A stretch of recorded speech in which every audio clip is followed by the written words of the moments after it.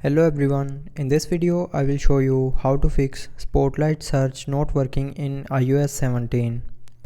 So before starting the video, don't forget to subscribe the channel and also press the bell icon. So first of all, check if your internet is working or not. So to check your internet connection, open a browser and from here you can check the internet connection if it is working or not. So if it's not working, then fix your internet connection, and after fixing the internet connection, the Spotlight search still not working, then disable home controls.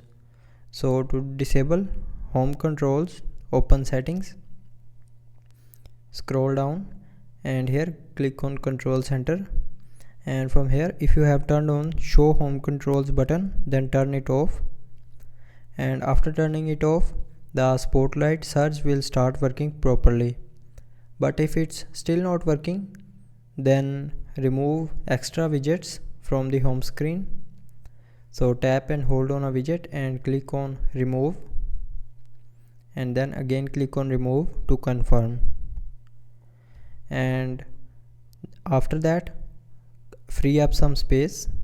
So to free up some space, open settings, scroll down and click on general, then click on iPhone storage, and from here free up some space if your iPhone storage is full.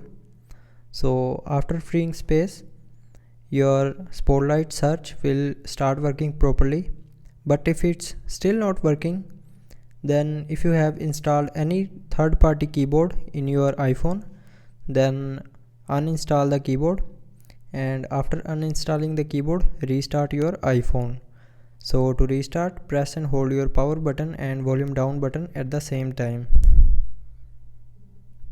Now swipe this icon to right side to restart your iPhone, and after restarting, your problem will be fixed. So I hope you liked the video. Thanks for watching.